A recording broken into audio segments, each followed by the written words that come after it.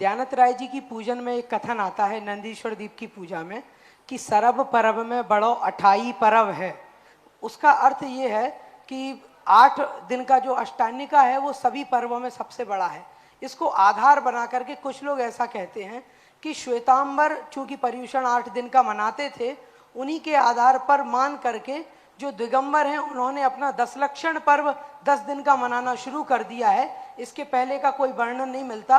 और दयानंद राय जी खुद लिखते हैं कि सबसे बड़ा पर्व अष्टानी का है, इसीलिए 10 लक्षण तो कोई पर्व नहीं है, 10 दिन का इसको नहीं मनाना चाहिए। यदि ऐसा मानोगे तो फिर समंतभद्र महाराज ने बीच भगवानों में ऐसा कहा है, भगवान आपके पास ही सुमति थी, सुमतिनाथ, तो अभिनंदन नाथ के पास कुमति होगी।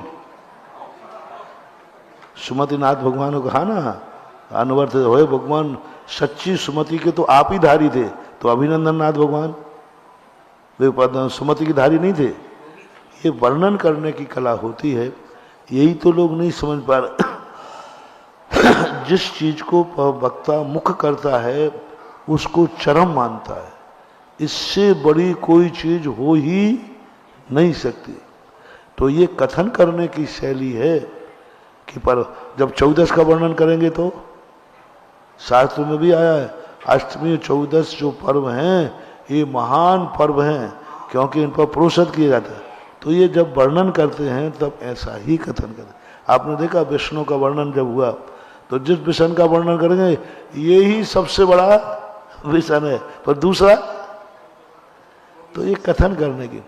हमारे आचार्य महाराज एक बहुत अच्छे जोक सुनाते हैं कि दक्षिण भारत में उन्होंने कहा कि ऐसे लोग होते हैं कि बड़े बेटे की शादी होना थी तो कहा देखो बड़ा बेटा हमारा बहुत सपूत है, बहुत बढ़िया है, राजा बेटा है, सब है, शादी के समय उसको बना, उसकी शादी हो गई। अब दूसरे के नंबर आए, बोले वो तो कुछ नहीं था,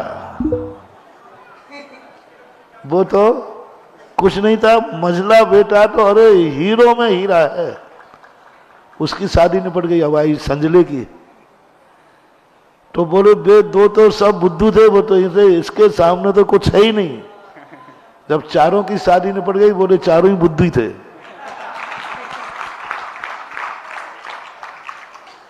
तो ये कथन करने की शैली होती है। नायक को कभी गिराया नहीं जाता। नायक का अर्थ है जिसको आपने लक्ष्य बनाया है उसको कभी हीन शब्दों का प्रयोग नहीं करना, जिसको भी लक्ष्य बनाया। अब वहां वर्णन करना किसका लक्ष्य है? अष्टांगा। ये झूठ मत मानना, एक शैली है कि यदि भरत के ऊपर तुमने उपन्यास लिख रहे हो तो आप भरत को कभी नीचे मत दिखाना। बाहुबली का लिख रहे हो तो नीचे मत दिखाना। भरतेश वैभव में धर्म रचना करने क्या गजब की सैद्धांतिक बात को गायब कर दिया। बोले नहीं, लोग कह रहे हैं भरत चक्रवर्ती ने बाहुबली पर चक्कर चला दिया। चक्र नहीं चलाया था, जब बाहुबली नहीं माना तो चक्र को धक्का दे दिया था, ये ले पकड़ बाहुबली, तू मैं जा रहा हूं वनवास को, तू राज्य कर। अब देखो कितनी कुशलता से भरत को बचा लिया। चक्र तो बाहुबली के बाद भेजा, लेकिन भरत ने गुस्से में आकर के धक्का दिया था, चलाया नहीं था। जैसे वो बच्चों कहते ना, बच्चा नहीं मानता, ये खा ले तू पूरी थाली खा ले। ऐसे ही भरत ने कहा तू मानता नहीं है, तो चक्र को इतने जोर से धक्का दिया कि वो चक्र जाकर के लौट आया।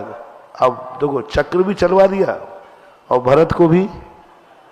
तो कथन करने की शैलियों पर भी विचार करना चाहिए। और अर्पिता नर्पित सिद्धि का अर्थ है अर्पित वस्तु के लिए हीन शब्दों का प्रयोग नहीं, ऐसा माना जाए।